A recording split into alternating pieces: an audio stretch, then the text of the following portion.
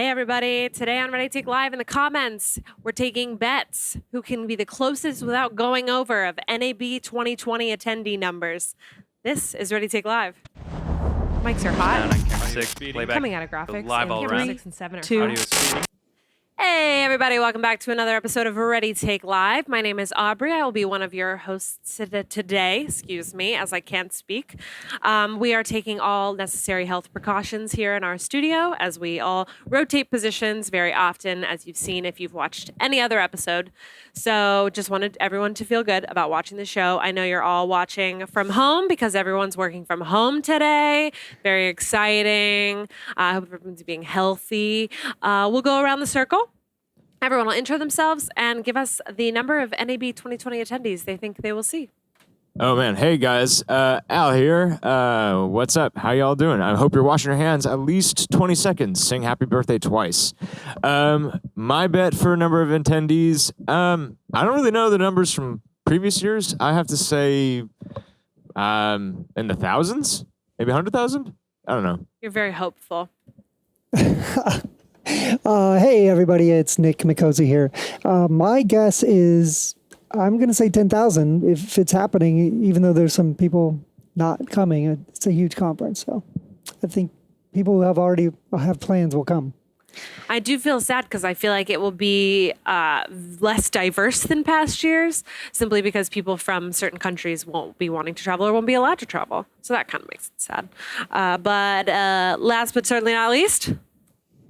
Hey guys, I'm surprised that I'm alone in this, but I do think they're going to cancel, so there will be no attendance. Womp, Whoa. womp, womp. I hate to say that because I believe in people and gathering, and that maybe there'll be a digital version that they'll offer. Everyone's still going to make their announcements.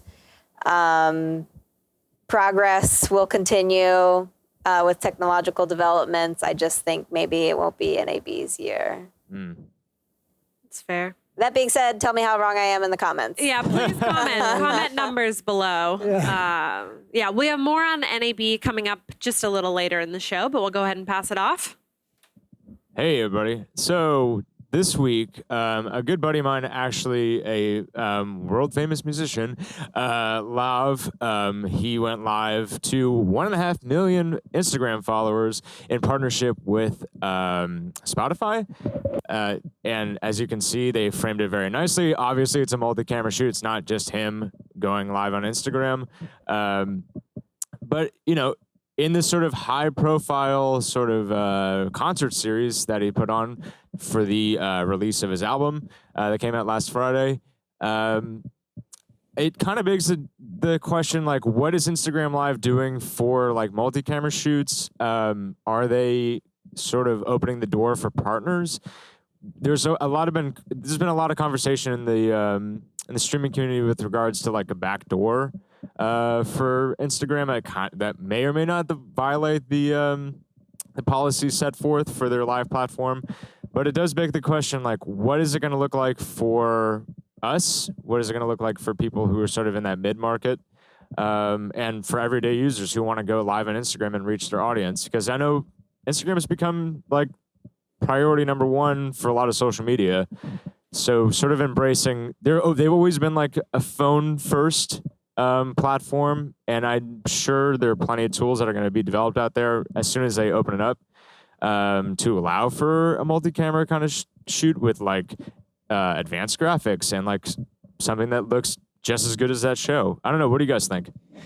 Yeah, this actually kind of makes me mad when I watch it and I think about it, because one of the things that the internet did and streaming did and YouTube and video production on the internet did was it democratized our access to an audience, right? And what they're ultimately doing by only allowing certain people to stream multi-camera there is that they're making it, you have to have the secret handshake, you have to be in, you have to pay the piper, you have to do all these things, right? And they're ultimately eliminating entry-level production people who have a story, have artistic, like, things that they could bring, and now they're just cutting them out, right? And is this like the next piece of the internet, right, where it's pay to play? Well, it's a little bit, to be fairer to Instagram, they came in wanting really to be phone first. And it always seemed to me that they explicitly wanted the audience that is just on their phone. I mean, the makers who are just on their phone. And actually it's in your perspective, I kind of feel like also it's mid-level brands. It's if it's only the giants that have access, that's crazy. But certainly tons of people, like most fashion people, really want to push on Instagram. There's tons of other brands who have most of their viewers on Instagram, and it just makes sense that their audience wants to see them do cool stuff, and cool stuff's not on a phone for brands like that. So you would think, and Love I think shows it, like people are going to love a more richer production value thing on Instagram if that's their platform of choice, because we know people really don't want to bounce around. For the most part, they have the app they like, they use that app. Yep. So we want to be able to do that. So I feel like the path forward has to be at some point. I mean, everybody's knocking on the door to do it, and we were able to do it for a while until the back door sort of shut down. So it doesn't make sense to me for Facebook/Instagram to ignore that desire. Yeah. It's not like they don't have the tools for it. Like, obviously they're letting people in, and it wasn't like a backdoor. Like Spotify was actively commenting on that. They know what they were doing. They know what they were getting themselves into. But we know that Instagram was a piece of this and said, okay, you guys can do it or whatever. It's possible that they did what we have done in the past, which is there is a code to access it, right? Mm-hmm. But like Instagram kind of has turned a blind eye, right? So like, do we think that's possible? Or we think Instagram was definitely a piece of this? I mean, they were verified. They're like a check mark. How do you say? Verified. Page. Yeah, they're verified. So it's hard to imagine that Spotify was like, we'll just do this anyway. We'll see what we see what Instagram does to us. So I just feel like they probably had access to some kind of clearance to be able to do it. And answer me this: it was only on Instagram Live? No. So actually, it wasn't just an Instagram Live exclusive. I believe he was also streaming on YouTube and Facebook. So his audiences there were able to watch. However, seeing this on Instagram and seeing how they sort of framed it so that it would have sort of like a cropped out program feed with lowers specific for Instagram. Obviously, they had to push everything in a little bit and then leave that black space below to have comments floating up without blocking the content that they wanted to show. And they probably had to shoot the show also more centered in the frame so that they could, it could translate between the two different sort of formats. Yeah, there is a technical thing there. I wonder how they what was exactly the workflow to manage that. Yep. But I didn't see the other platforms. Take Love for a drink and I do. Yeah, that's a good idea. Where's production staff? Get all that inside scoop, buddy. We have a lot to catch up on. Yeah, exactly. And then quickly on to NAB, the road to NAB. We've got a photo of a lot of attendees at NAB from a past year. All very exciting. Look at the Black Magic booth. Always buzzing, always buzzing. We'll talk about the highs and then the lows. So it's a high. There's a new product announcement from QuickLink. So QuickLink is one of the makers of, are they the only maker now, or are there still two makers of the Skype box? I don't know. It was Redo before, and I don't know. Still two makers. Yep. New tech. So New Tech and QuickLink. So QuickLink has now released this new Skype box that where you see the Skype image is actually their playback. So you see the video of the person that you're speaking to, and then a small box as well. And then you've got controls down there. And then I believe in the middle there is a headset for you to put on. So is what it looks like in this mock-up. So it's very exciting. That seems like an all-in-one solution to be able to walk in with. Obviously, when we do our Pro Talk segments, we are using not Skype. We're using a different WebRTC software, but it is still super great to be able to show up on site and have all of that in one. And it's not just a box. You get a box with a screen now. Yeah, and there's a PTZ camera in the middle, right? Yes, there's a camera in the middle as well. Cool. Is it sort of like a Facebook portal that'll like follow you as you move around? Or is it something that you can remote control? Oh. Remote. Okay, cool. It's sort of funny looking at the bottom. It looks like a Focusrite Scarlet box. It does. Yeah. Knobs. I was like, that looks oddly familiar, but I'm glad that it has a second life. Fair. And then, sadly, there have been some new updates about dropouts from NAB. We've already reported on AJA. Adobe has now dropped out, and Avid, which used to be one of the largest participants of NAB, and Nikon has dropped out. So the hits just keep coming. They just keep coming. So these are all, well, Nikon is where are they based out of?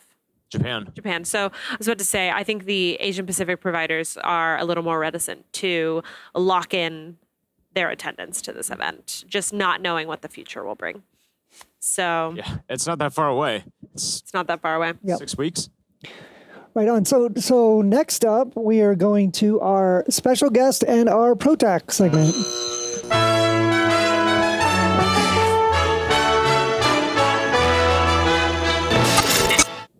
So we are super excited to have with us today technical producer Gayle DePoli. Hi, Gayle. Hi, how are you? I'm doing great. So Gayle is tech producer at Pink Slip Productions. She's done a lot of really cool productions all around the world. She kind of goes where some people can't and do what others can't. And we want to hear a little bit about what you do, Gayle, and what's your specialty?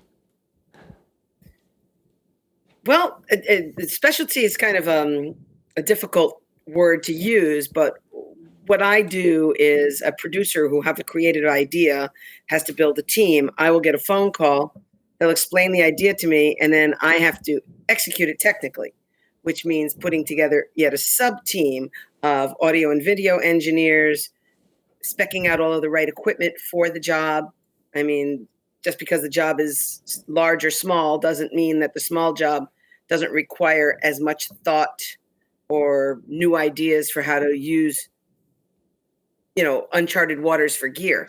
So that's basically what I do, and try to hire the best team that I could possible so we can have a flawless execution of a project. Cool. Well, we worked with you a couple times over the summer, and you just got back into the country after a really cool event. You want to tell us what you just did? Yeah, I was in Nicaragua at the Messiah volcano, and it was the Nik Wallenda wire walk. Cool. And that was an exceptional experience in every single way imaginable. The degree of difficulty was, on a chart of 1 to 10, it was an 11, and but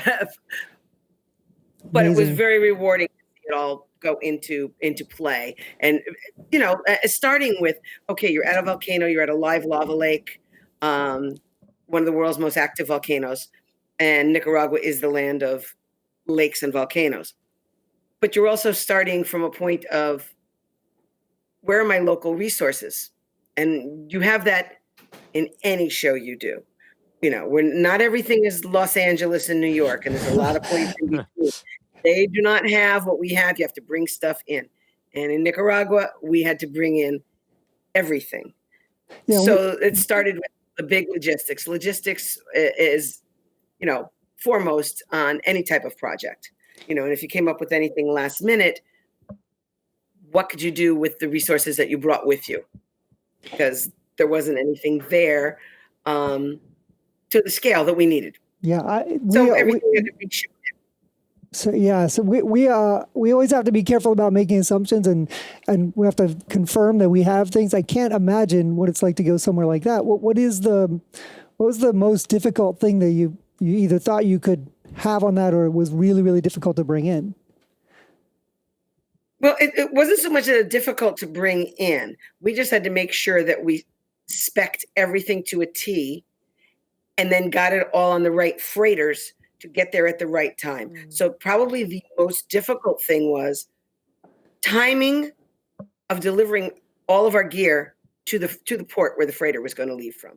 And in the time that it was leaving, until the time it would clear customs, clear the port leaving the United States, clear the port when you get to Nicaragua, there was going to be a lot of downtime on either ends, and you had to back that into the day you were going to start on site. When you back that all up, you bring yourself to loading gear between the Super Bowl and the Oscars and gathering gear from all over the country and hustling it to one point. Wow. So that was the balancing act. And a lot of people participated in that to make it happen. The balancing act. Hey. Yeah. Yes. But anyway, I mean, right down to, last minute, probably ordering things from Amazon and having them delivered to our port so they can make the ship. It was like, okay, let's get that Sunday delivery going. But that's what we did. And it all worked. Everything arrived. We had the resources locally that we had, which were the support systems for, water, food, safety with medics and stuff. That was all great. That was all great. A lot of people worked really long hours, really a long time to make it all happen. But this was a unique situation. There are other places where you still have to do the same, or otherwise you're just, you could be in the middle of some small town USA doing a big show and be spending a lot of money in some overnight FedEx because somebody forgot something. Yeah. Or the resources just aren't there. I have kind of a random question based on that. Like on your site survey list, right? When you're going to Nicaragua and you're like, I've got to do a location scout here. I know I'm going to have cable cams and whatever else. Like, what would you say is the most unusual or like often missed thing on a site survey that you get every single time? Oh, well, the first thing now that we look for is telephone and internet services and how we can get them. And we're on the top of a volcano, so what are you going to get there? But we were in line of sight of the city's cellular towers. So we were able to get in touch with the local provider, which happens to be a huge provider through all of Latin America. And we were able to get their microwave signals back to us so that we were able to use them and turn them into POTS lines for telephones and have internet services. So we weren't without that. But that's one of the first things you have to look for these days because it's all important. The first thing people want to know is I have to get to my emails.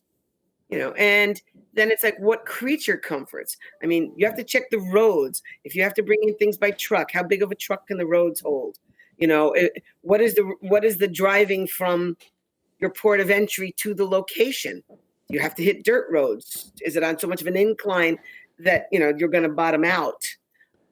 It's so those things you'd have to look for at all things. But being the female, the first thing I check for is restroom facilities, and if there aren't any, find the portables, the best company possible right away. I mean, those are the basics. The basics, you got to bring those.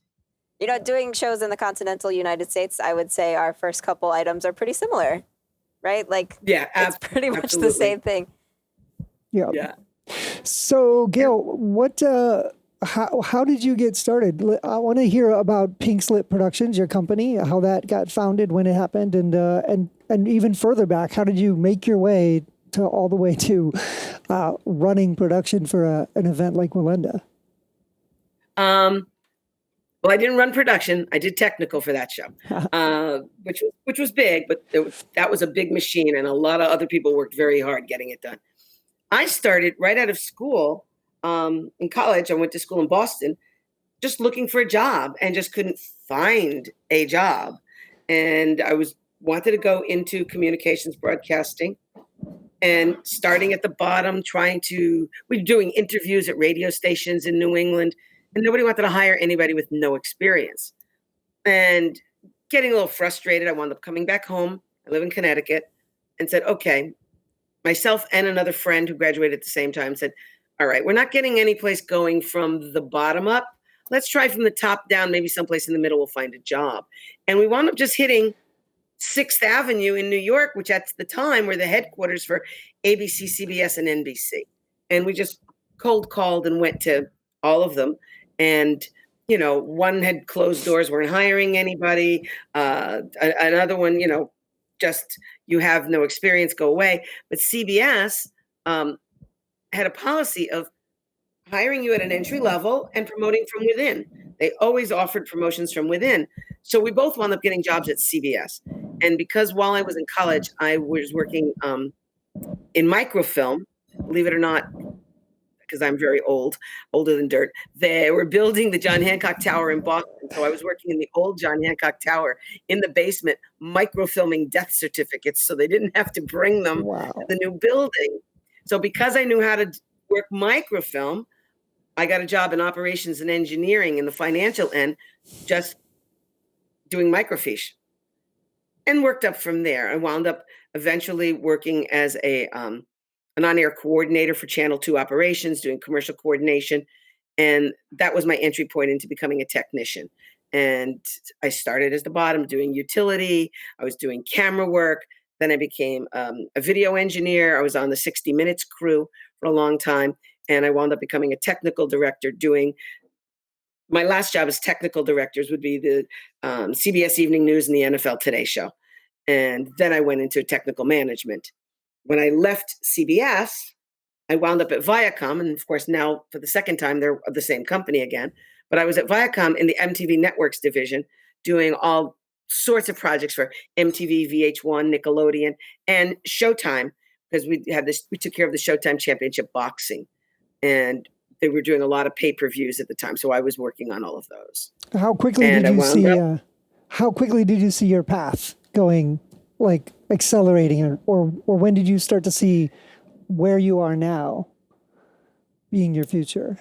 When I left CBS and got to MTV, I started to accelerate and actually learn a lot more because they were doing more cutting edge stuff. So you really had to look for new technologies all the time. And I left, went for a short period of time, went over to NBC to help the Rosie O'Donnell show get off the ground there. Wound up going back to MTV as executive in charge of production for MTV Latin America. And so I traveled around and got to really know Latin America quite well. But it was in 2000 that I totally left the company and started Pink Slip Productions. And I took off by working the Sydney Olympics. I had worked on Olympics before. Took time off from my Viacom job, worked in Atlanta. So it was a natural fit.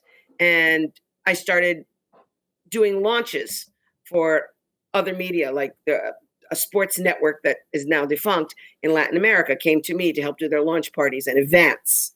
And eventually I wound up coming back up to New York because I was based in Miami for a short period of time, and took all of that knowledge that I gained as being an executive in charge of production and turned it into a technical producer job. So to work hand in hand with the producers and the production executives to dovetail my technical, what we need for technical, into their needs as well. And so then Pink Slip started, and I've done quite well. And I personally get subcontracted out by a lot of companies and do things like upcoming Rock and Roll Hall of Fame show for HBO, the induction ceremonies in Cleveland. I've been doing that for quite a few years.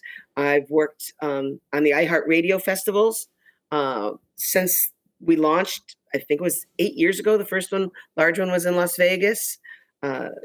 There's just many things, many things that come along the way. Well, it's always a pleasure working with you, and it always seems to be a cool job when you're on it. So, thank you. Thank you. But you as well. When you guys are around, I know it's going to be done well, and I appreciate that. I have a quick question. Being a big Broadway fan, I know that you've done a couple of their was it live streams or live broadcasts of Broadway shows? If you could talk just a little bit about the logistics. Yeah, sorry. Yeah, we've done both. Sometimes we archive them for later use on public broadcasting while we do a live stream for Broadway HD. I was also lucky to be part of one of the first live Broadway experiences into the Grammy Awards with Hamilton when they won their Grammy. So the logistical parts of doing anything on Broadway you're now looking at it from sitting in the audience point of view. And if you're doing it during a regular live performance, you can't disrupt their eye lines. It's pretty specific. So if it's a taping and not live, you usually tape them over the course of maybe 4 shows. So you could reposition cameras and get other angles going. Yeah, I just But the think difficulty is you're in the middle of Manhattan. When you're in the middle of Manhattan, things are difficult to do live. You have parking. a volcano in you have Nicaragua, satellite. middle of Manhattan, just difficult. It's middle of Manhattan. Where am I going to park? Where am I going to get a permit? Where can I see a satellite if I have to go on a satellite? Can I get a fiber signal? Can I do it on a live view? All of these come in. Can I get the bandwidth so it'll look good? Yeah, they're all special. But I love doing the Broadway. I really do love doing Broadway, and I wish we could do more of them. Yeah, I just think it's fascinating that like a theatrical director is directing for every seat in the house, and a camera director is directing for these specific locations. So having to merge the two of those for a performance so that you're still telling the story, but isolating what moments people see at what times can be. That whole process is very interesting. Yeah, it is, and a lot of times you have to use more robotics for cameras because you just can't block people. You can't take out, people have been waiting months to sit in that seat, and all of a sudden, some guy in a camera is going to be in front of them. It doesn't work very well. But it really is the directors that do that job and work hand in hand with the actors and the stage direction. It's an art. It really is an art. For sure. But anyway, thank you for having me. Thanks for being here, Gayle. It was really great. Thank you so much. Thank you. Bye. My pleasure. Bye. Again, that was Gayle DePoli. She's an amazing technical producer, does amazing large-scale events. So if you missed any of that, please go back, watch some of that. If you have any questions about what she was talking about or anything else that we've talked about on the show with NAB, with the Instagram Live event, please feel free to comment, and we'll get all to those chat questions later today. Up next, though, we've got our favorite studio demo.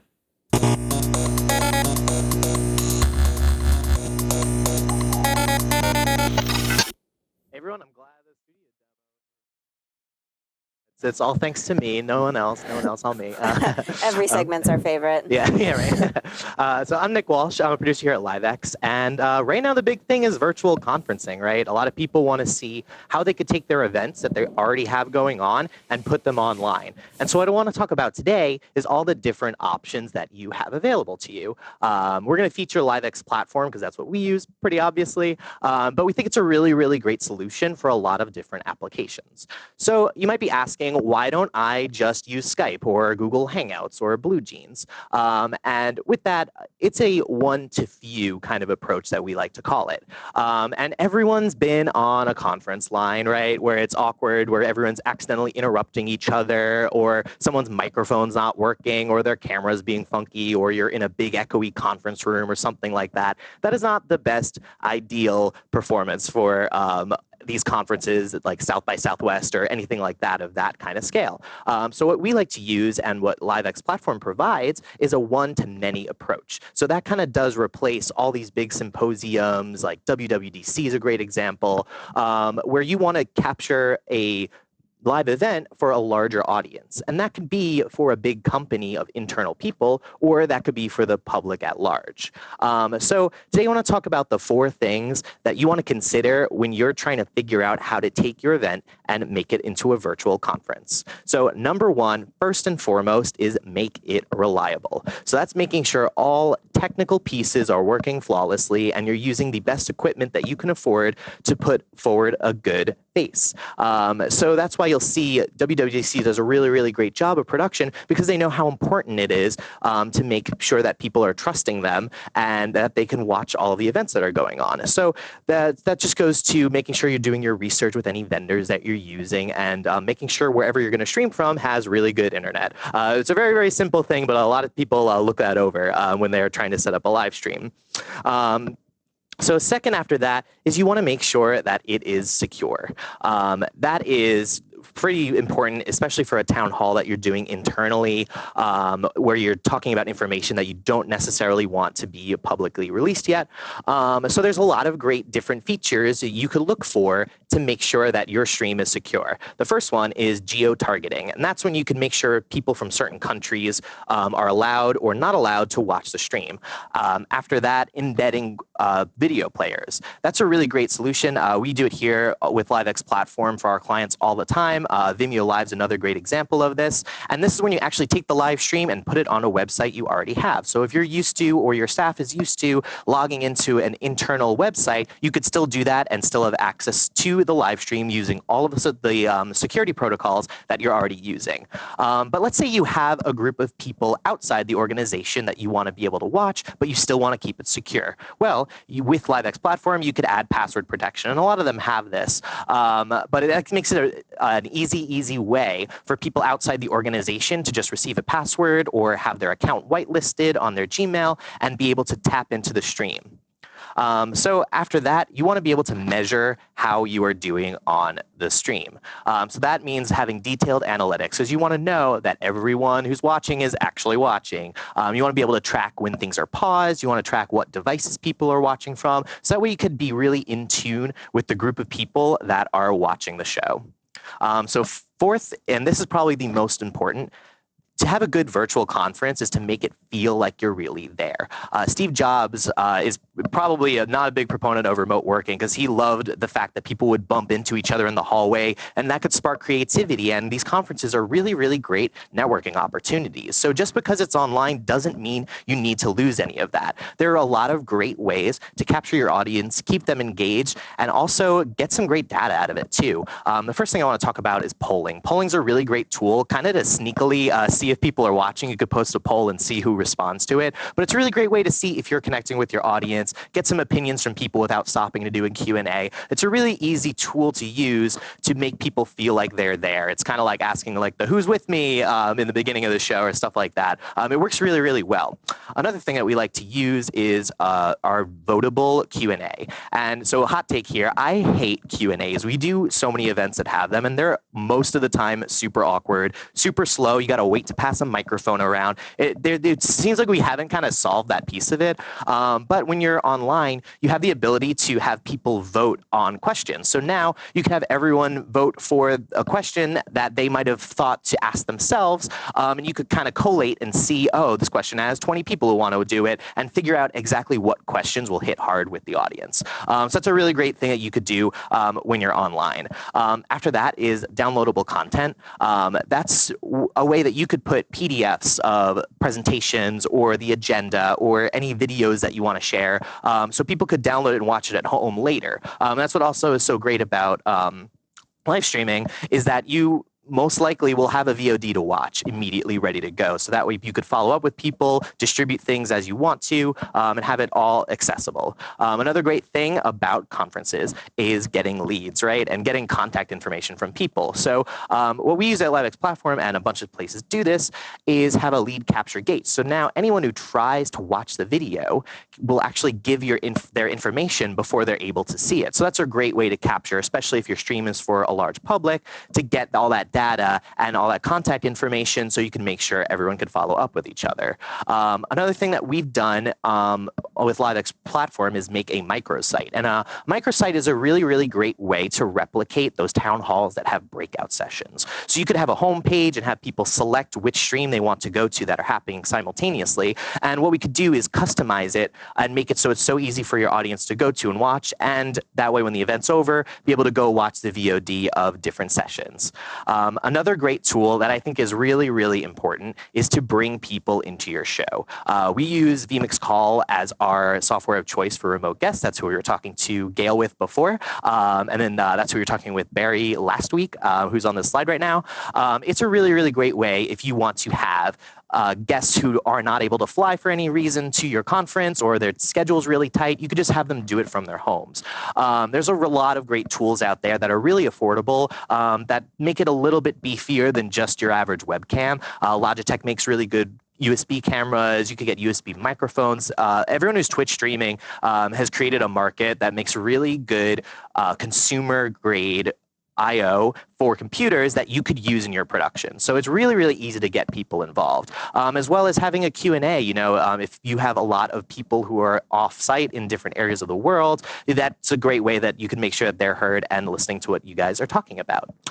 So yeah, that's pretty much it. Those are some great things to think about when you're planning your event, whether you had to cancel an event recently or you're in the throes of planning a new one. Those are some really, really great tools that you could talk about. And so I would implore you to either reach out to us if you're interested in using LiveX platform. We could help get you started, figure out how the event will flow, and make sure it's secure and reliable for you. So yeah, that's pretty much it. What do you guys think over in the control room?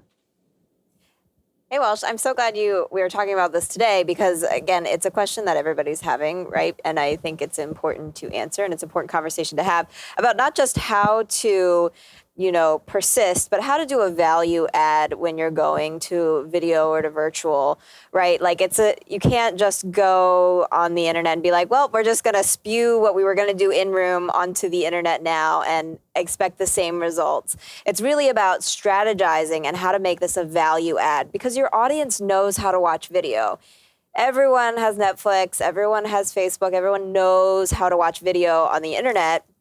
And if your content is good enough, if they care enough about what you're talking about, the audience will arrive. You just have to kind of strategize a little bit more about how to engage them and how to make sure that you're also getting what you need to out of the event, which is the lead captures and you're charging for admission if that's how that is the purpose of your event. It's all those sort of things.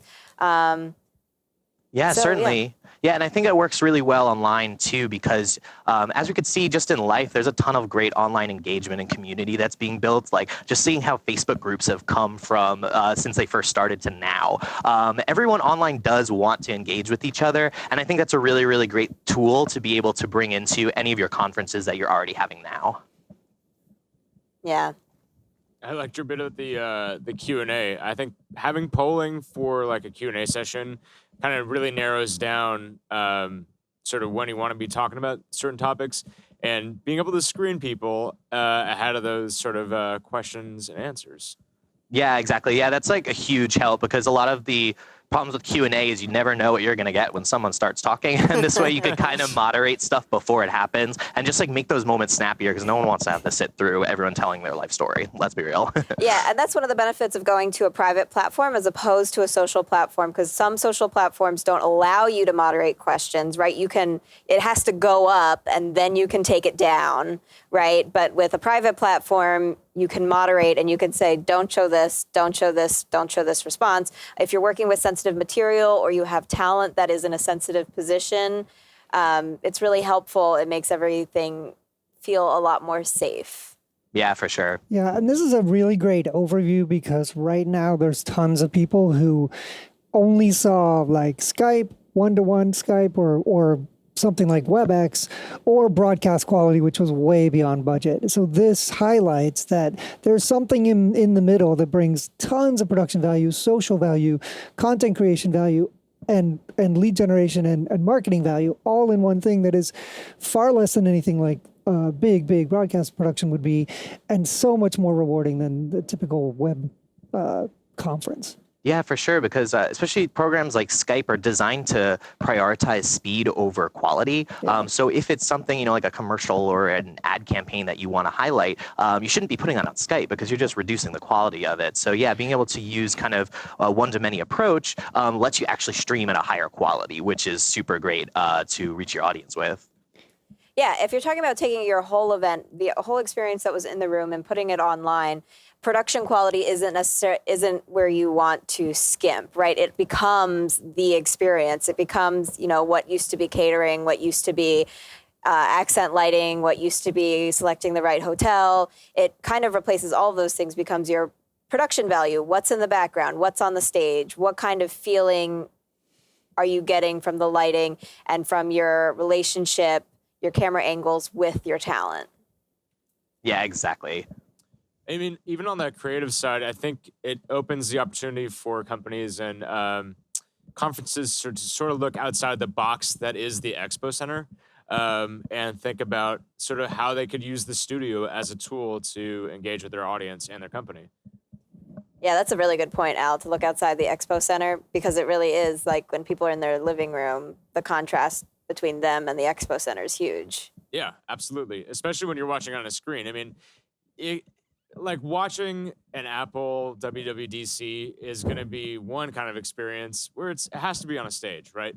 They have to present it. They have to present the new materials on stage. But I think you could bring sort of a new flavor to this sort of experience for your audience. Yeah, for Yeah. sure. And the best part is everyone could stay in their pajamas. So, yeah. Cool. All right. Thanks so much, guys. It was nice to not have to run from the control room to get here in time. I just got to hang out here. Nice to see you, Thanks, Walsh. Walsh. So we don't have any questions on chat today, but I'll let you know that everybody says that I'm wrong and that NAB is definitely happening. So unpopular opinion Yeah. for today. All right, then we'll That's move right okay. along. Al? And to wrap up the show today, we're going to bring it to a little segment we like to call Fail No More. On today's Fail No More, I'd like to bring you a little bit of a tip on always having a bank of royalty-free music at your disposal. It always adds great value to your webcast, no matter sort of what you're doing. So always keep that in mind for whatever broadcast you have coming up next. Music makes a difference. I also think that as we say "fail no more" from now on, we should stumble over our words because I think that's a really good Really comment. good. It's totally meta. I love that's it. actually I love that. Thank you so much again for watching another Ready Take Live. And as we always say, best of luck on your next live production. Traffic's in.